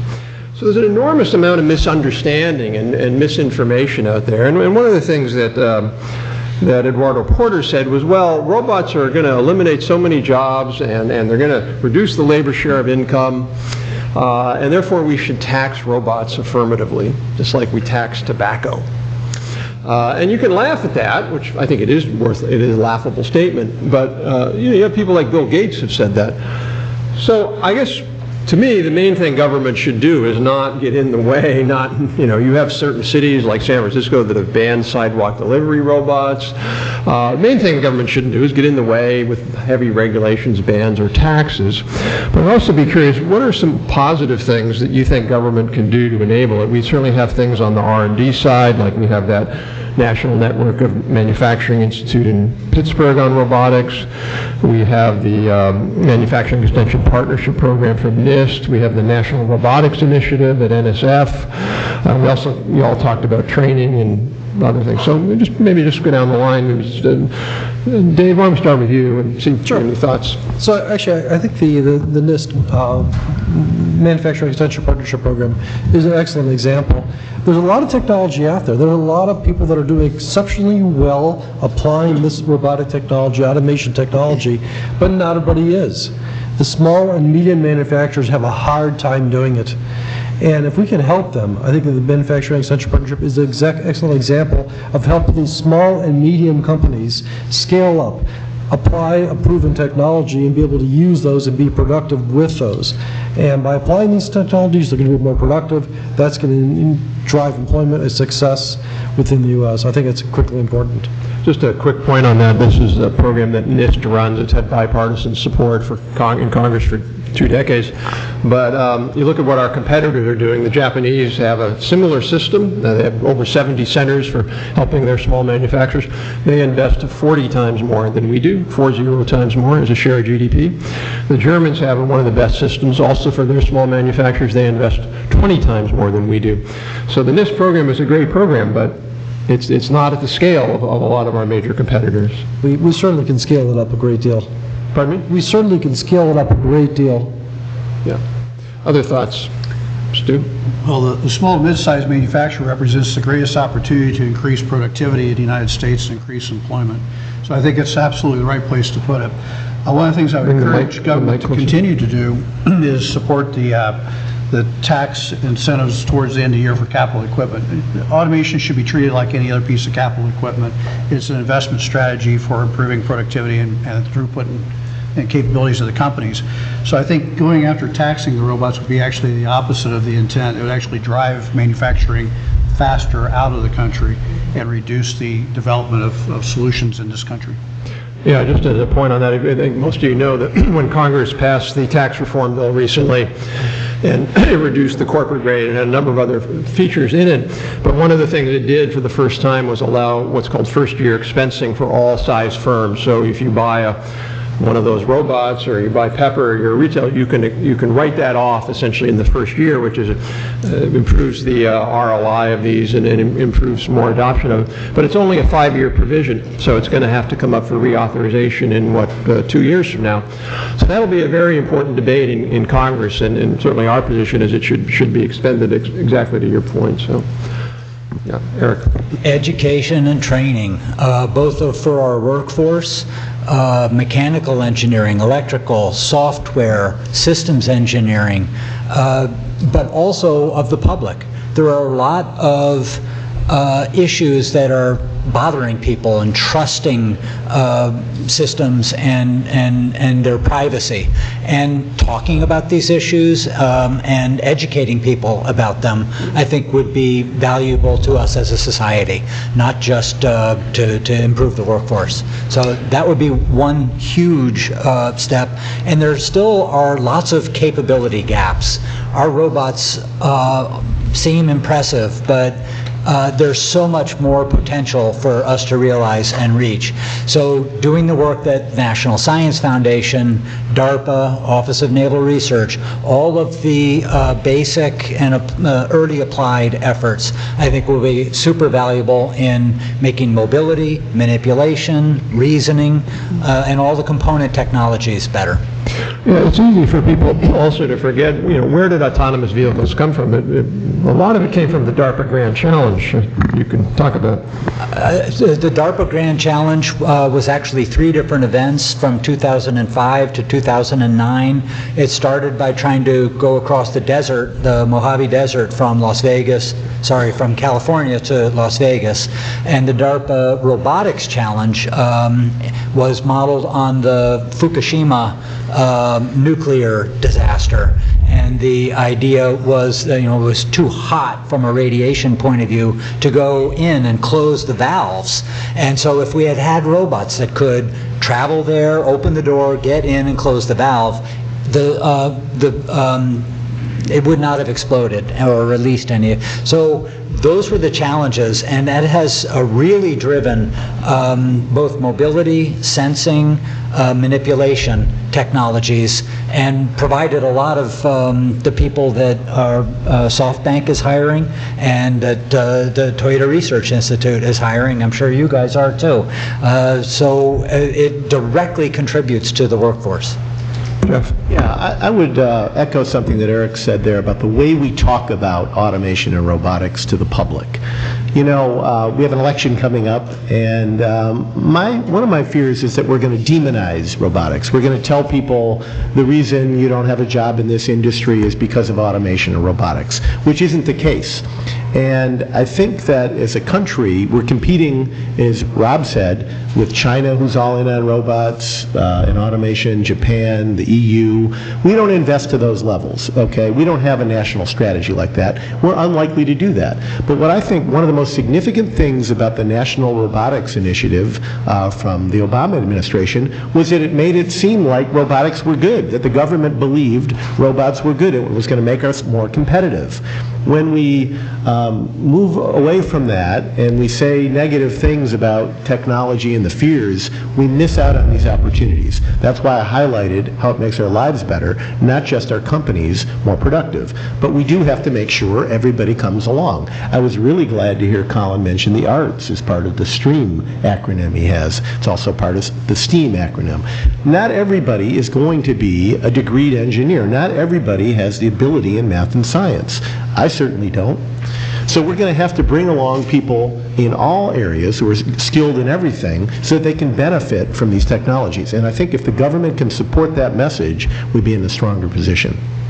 Can I piggyback on that with a couple of quick analogies? So number one, if you remember when ATMs were introduced into banks, there was this outcry of the teller is dead, banks are going to be fully automated. And what ended up happening is banks actually started hiring more people into branches. The key point is they weren't hiring tellers anymore, they were actually hiring salespeople. So in reality, I think what we often mischaracterize as job loss is actually a change in the skill set of the jobs that are now available. And that's again why making education significantly more accessible is really important. There's also a misperception that a lot of the basic work that gets done on a robot requires advanced degrees. That is flatly untrue. We have a fleet center, for example, in Boston, and almost none of them are classically trained software engineers. These are guys who were mechanics who just fell in love with hardware and wanted to do something cool with robots, and we can make that training significantly more accessible. So I think the government's role in having a rational conversation about this is really important, and also being accurate with the data. It's not job loss, it is job change. But again, that's why STREAM education, that's why STEM education is so important. Great. So let me open it up for comments or questions. If you have one, if you can just wait for the microphone and identify who you are and who you're with, and we can go from there. Right, we'll go right here. Hi, Michael Britt Crane with the Department of Defense, Manufacturing Technology. I work with the Manufacturing USA Institutes, including Advanced Robotics Institute in the Pittsburgh area. And I lead education and workforce development for that effort. And I want to just sort of piggyback on what Colin was saying about a lot of the needs in education are not necessarily for four-year degrees. And in order to take this technology that currently exists and really scale that and impact all of these markets that we've been talking about that are sort of greenfield here. We really, I think that the workforce is a major impediment here. And there's some disruption happening in the education space with new modalities for learning. And we have things like the Manufacturing Innovation Institutes, but none of these things are happening at scale with massive government investment. And I think in order to harness this technology for our own economic ends, that's really the focus. A big long pole is our workforce. Okay. I think there was a question or comment over here on the side.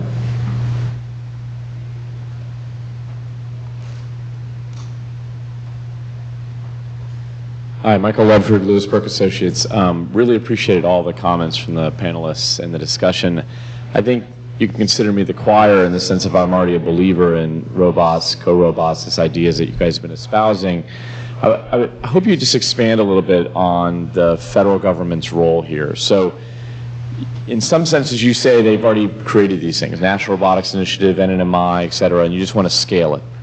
And we just had this comment about education and training and things like that. Is the idea here that we just need infusion of cash into existing mechanisms, or do you all think, from your company's point of view, from trade groups' point of view, that we need alternative mechanisms to enable the kinds of collaborations that will really look at this next iteration or next generation of development of robots that, Rob, you were talking about at the very beginning, sort of this, what do the next 15, 20, 30 years look like to enhance productivity? So can you just go a little deeper on that, or is it just we just need another National Robotics Initiative 3.0 and another zero on the end of it or something?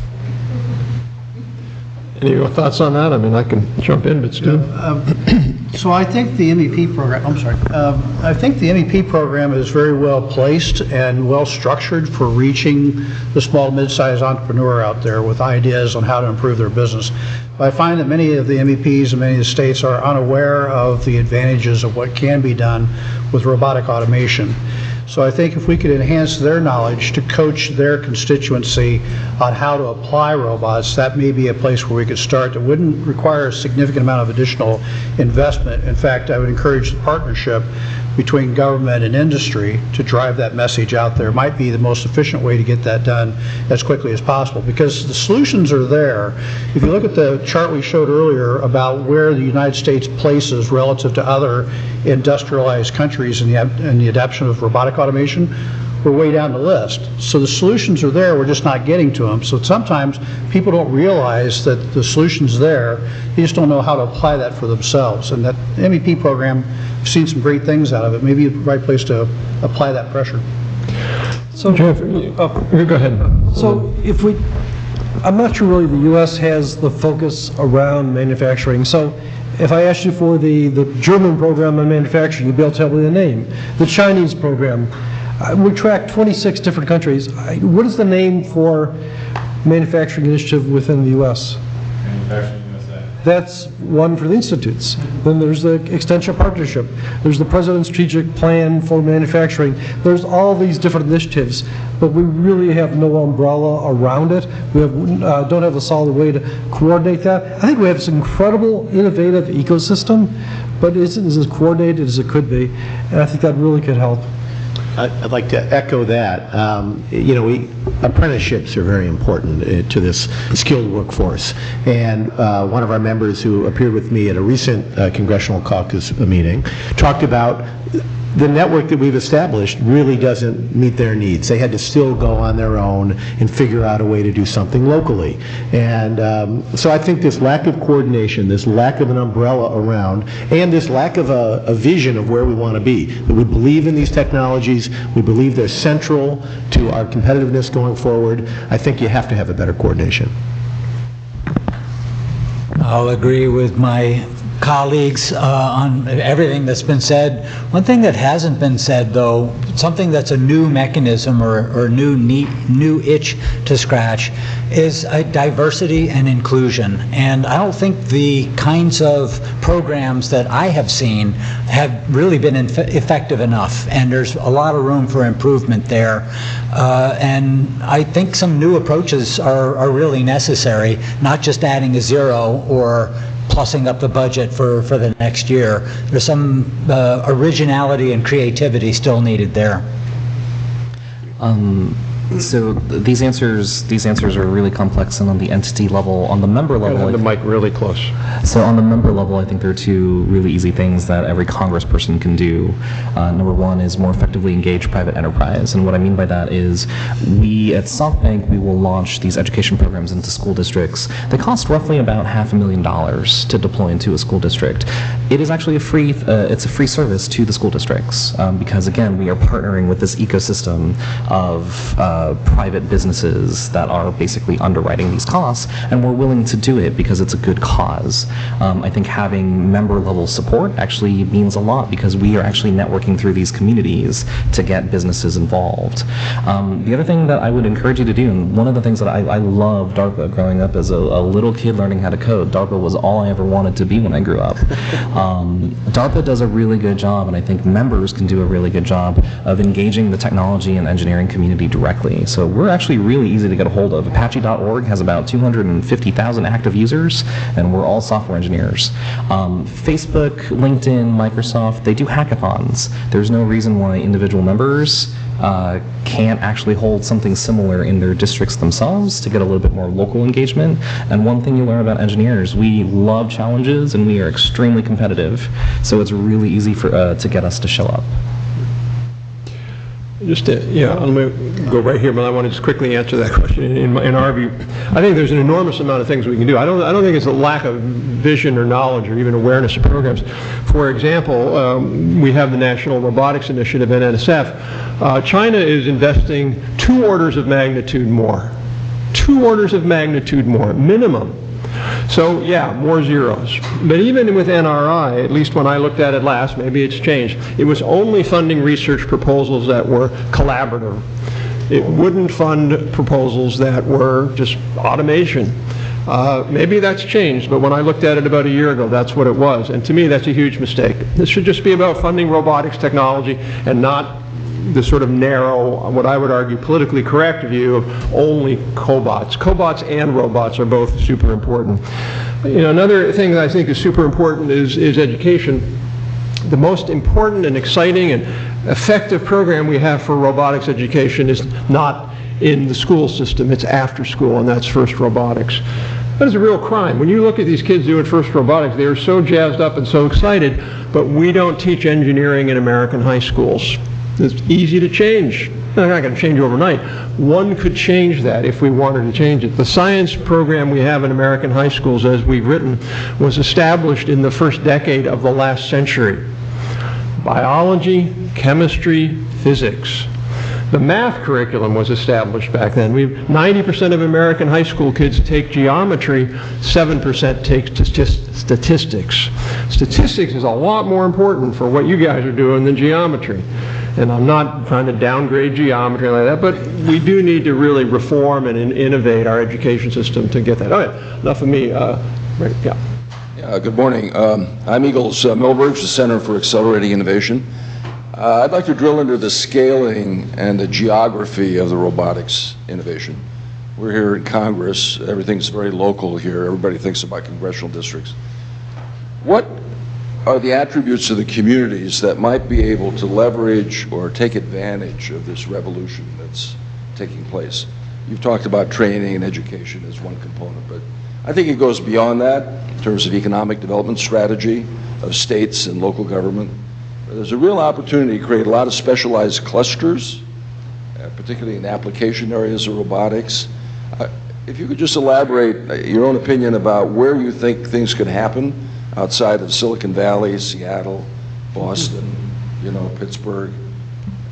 There's a lot more in the country that could benefit from this. Dave, you're doing that in Milwaukee. It's really cool. So maybe you just start with that. Yeah, we are. So, there's a lot of stuff happening in the Midwest. It's amazing. There's a lot of manufacturing there. There always has been. And there's a lot of opportunity to grow the manufacturing in the Midwest as well. So I think those regional centers are important. You have to have those locally where they can help the businesses. You talk about the application, understanding what you're trying to solve and helping people that have experience in those domains. Every application is different, and they have different skills, different requirements, but having that domain knowledge to help, that's crucial. So both having the regionalization of those centers and the application-centric nature of those centers really helps to make it successful. Okay, great. We'll go right over here and then here. Hi, I'm Casey Morris, and I'm a manufacturing fellow in Congressman Tom Reed's office, and I thank you all for coming and all of your comments and suggestions. And I wanted to point out, especially for the staff here in the room, that the Manufacturing Caucus website is up to date, mostly up to date, and we have bills that address many, many, many of these concerns, if not all of the things that I've heard that people from the caucus are sponsoring. My boss is very involved. Tim Ryan is the co-chair of the caucus. They're all bipartisan efforts, and I really encourage you to check that out and reach out to me if you're interested in sponsoring anything. The newest one we have coming along that's not on there right now is called Teach CS, and it's to help build a pipeline of teachers with computer science skills for K-12 education. So it would develop university programs to teach those teachers. We also have a very new one that is for helping the Small Business Administration, which is up for reauthorization, so that they can provide better support for the small manufacturers in terms of loans for their capital investments. So I just wanted to mention that, and thank you for giving me the opportunity, because I think this is perfect. You're reinforcing everything we've been doing. Great, thank you. Thank you for your boss's leadership on that. I would just also mention on the SBA, there's some real opportunities, I think, happening.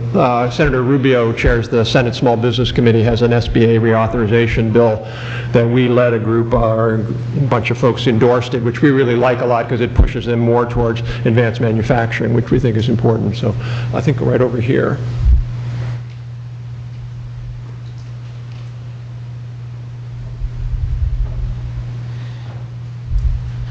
Jesse. I'm a TISO fellow with the Computing Research Association here in DC. Thank you. Thank you so much for the discussion so far in the presentations. As you probably know, that the backbone of the agricultural industry, for example, relies heavily on these repeatable tasks. And typically, you've said so far that these can be best employed by robots in the future, or best occupied by robots.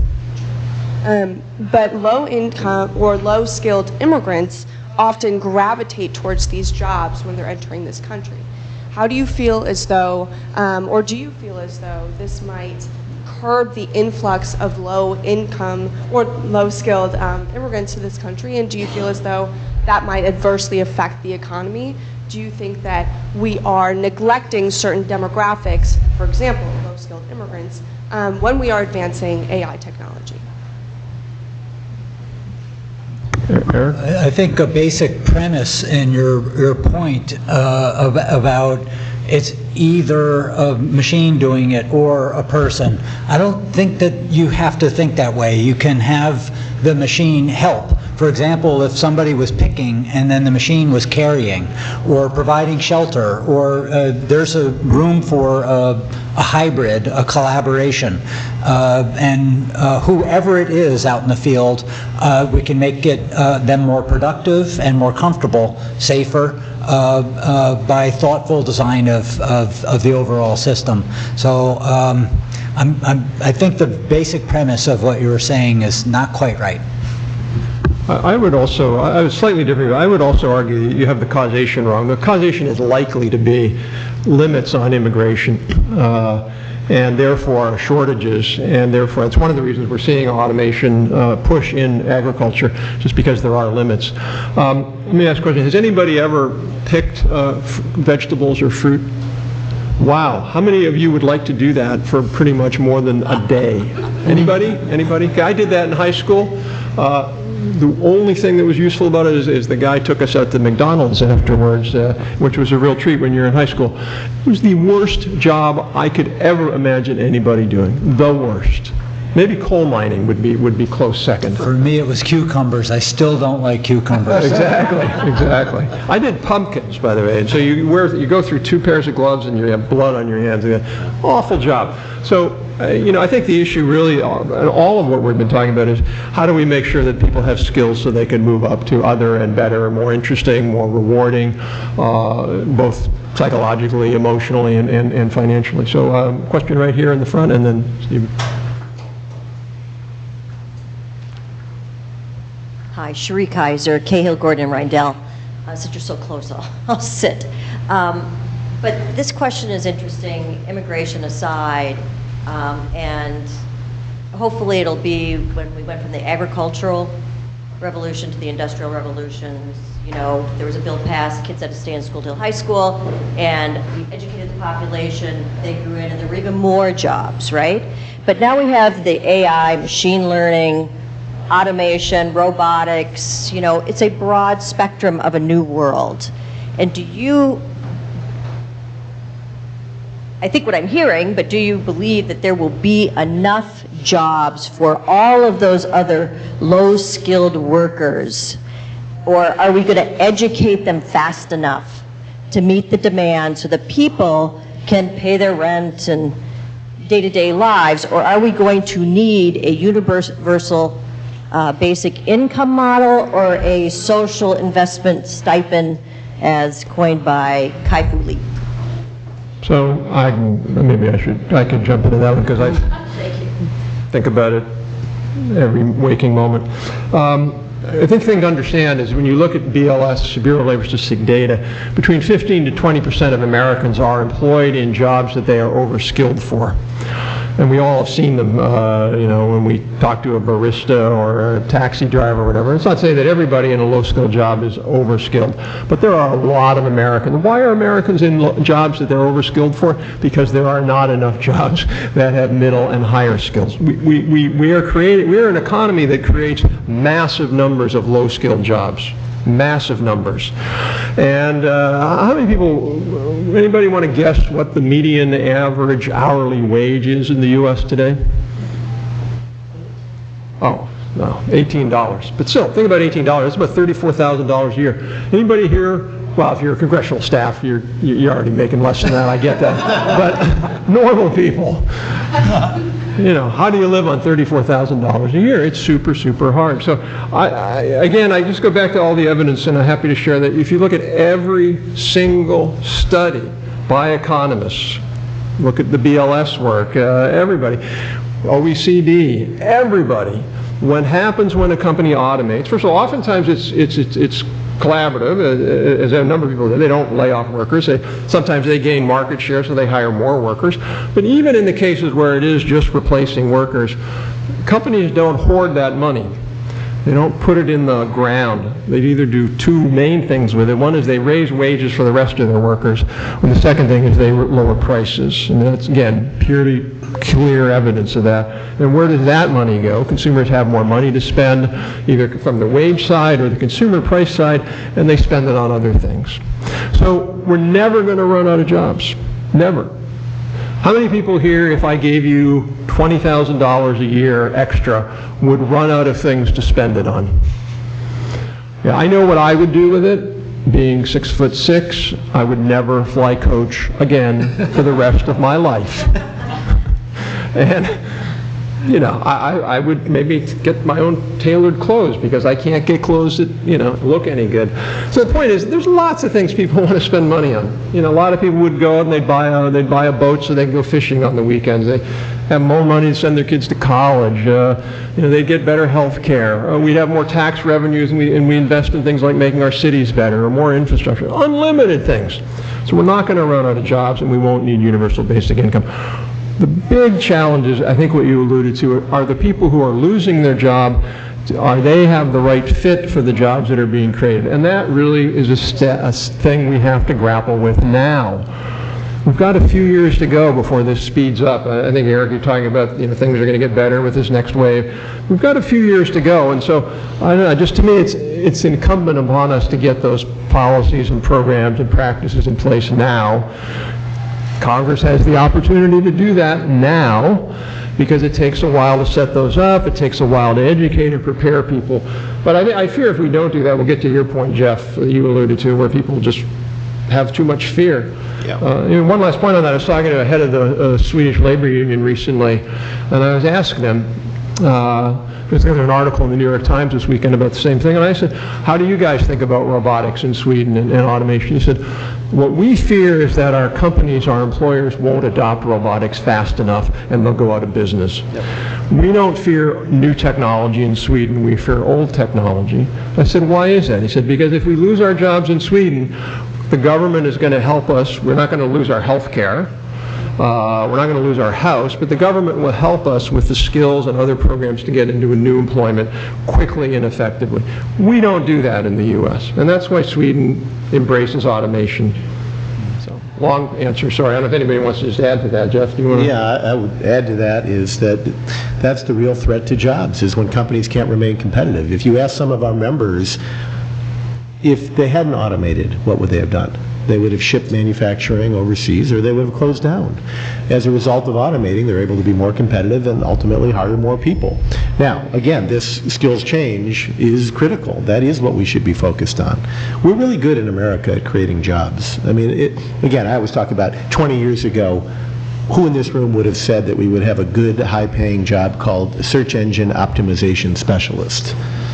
And I never see any hands go up. One time I did, there was one. But, or app developer for iPhone. Well, that's a trick question because the iPhone's only about 11 years old. So basically, we're really good at coming up with new things, and often these platforms, you know, computer technology, automation, will help us enable new jobs that we can't think of today. So I would be very optimistic about the future of jobs. And I think we can help to help people make that transition.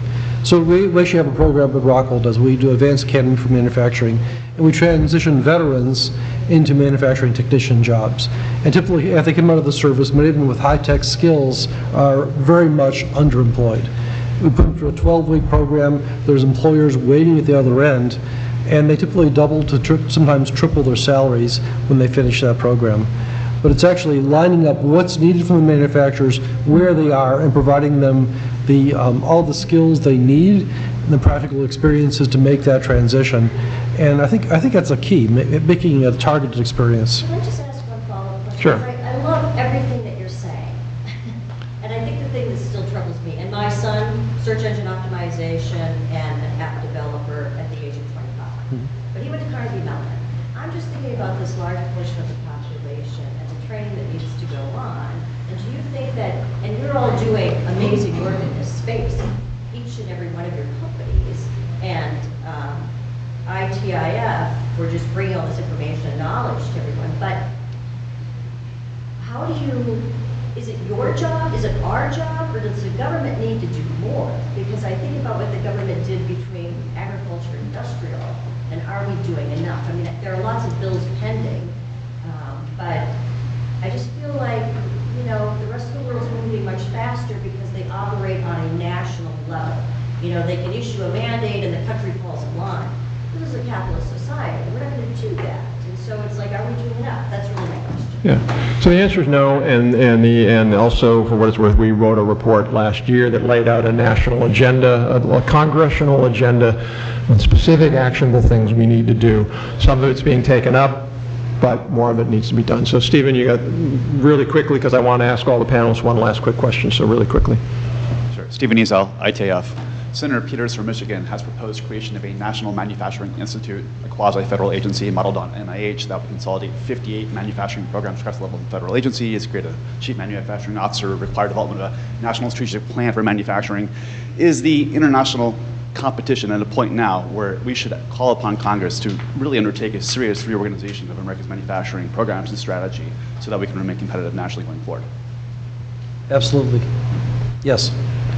I mean, this whole, I mean, like the MEP program, fantastic program. They double their, they return in taxes twice what they spend on that program every year, and every year the budget is zeroed out. It's ridiculous. We need to fund these programs, and we need to have a common umbrella around it. Yeah, I absolutely support that. So I want to ask each of you, just go down the list, go down the line this way. What's kind of the, you know, one thing that you're most excited about in robotics for the next 5 years that maybe we haven't thought about or talked about? What kind of thing that would be like, wow, that's going to be really cool? Well, I don't know about 5 years. I mean, 10 years. All right. Well, I hope in 10 years that the work that Toyota is doing, frankly, that will lead us to elder care robots. My parents both ended up in a position, one of them needed the lung cancer machine that I showed you, because he had lung cancer, but my mother went into an assisted living facility and it was horrible. And if we could do something to keep people in their homes longer and do the tasks that we want in our homes and allow us to stay there if we have our mental faculties, I think that would be a great thing. on the anniversary of our return or our arrival at the moon, I would like to think of a moonshot of enabling older adults to stay in their homes and really working collaboratively with the older adults, their caregivers, their families, and to make those robots an appliance, a thing that you just take for granted in your home, taking care of you. So I have to deviate because I believe in this as well. My mother's in healthcare right now, and frankly, she's struggling. And the struggles of every day are real, and her quality of life is definitely not there. However, from a broader base, my wish in the next 5 years would be is that our companies here in the United States today take advantage of the technologies today that they can apply now and turn it on, turn it around. There's such a huge capacity within the United States for manufacturing and to be competitive and be a world leader. A lot of companies are just kind of laying back, waiting for somebody to tell them how to get it done. We need to drive that interest so that they're aware but also take action. Because I think the call to action is let's go get our game on, let's go make it happen, because if you sit back and wait, the rest of the world's going to just drive right past us. Yeah, I just add to that real quick. Sorry, I was talking to a couple of Chinese experts, colleagues of mine, Americans who are in Chinese, and the point they made to me is really interesting. Is that the Chinese would automate every single. The Chinese fundamentally don't care about having any manufacturing jobs. If they would automate, it's not going to happen because of cobots. But if they could automate and get rid of every single manufacturer, they do it in a heartbeat, because what they want is manufacturing to bring money in to extend their basically global ambitions for power. That's where they're getting their power from. That's where One Belt, One Road is coming from. If we could really drive automation and reshoring in the U.S., that would really put a dent in China's geopolitical abilities. And so I couldn't agree more that getting manufacturers on board with this is super important. So, Dave. Yeah, Rob, and then I would echo that. I think the ability for us to make our manufacturing more competitive. We're local to where much of the market is. We have a huge advantage there with the flexibility, with agility trends that are coming. We have a huge opportunity here for us to lose. But if we can step on this and really adopt the automation and the robotics and the AI to support manufacturing, that's going to be the game changer. So I'll second the healthcare statement, but I'll offer a very close second for me, which is again the role of robotics in education. One of the research points that really resonated with me is that young women in this country actually start self-selecting into STEM careers at 3rd grade. And so we've actually done a lot of testing, for example, about genderless robots, being able to engage a more diverse student population and foster that passion for STEM education at a younger and younger age. So healthcare, yes. Close second for me is education. And then as a very pragmatic, like to be very honest with you, with a very pragmatic answer, cleaning. I feel like I hate vacuuming, and I feel like I think there's a lot of progress being made on autonomous cleaning, which I think will again kind of fuel keeping older generations in their houses, but also makes my life a little bit easier. I would like a robot to take out my garbage Wednesday night. That would save me a lot of hassle. Can I use it on Tuesdays? Pardon? Can I use it on Tuesday? Yeah, we could share it. Yeah. So, all right. Well, this has been a fantastic and I think really interesting program. I want to thank all 5 of you. Great presentations. Thank you for coming, and please join me in thanking a great panel.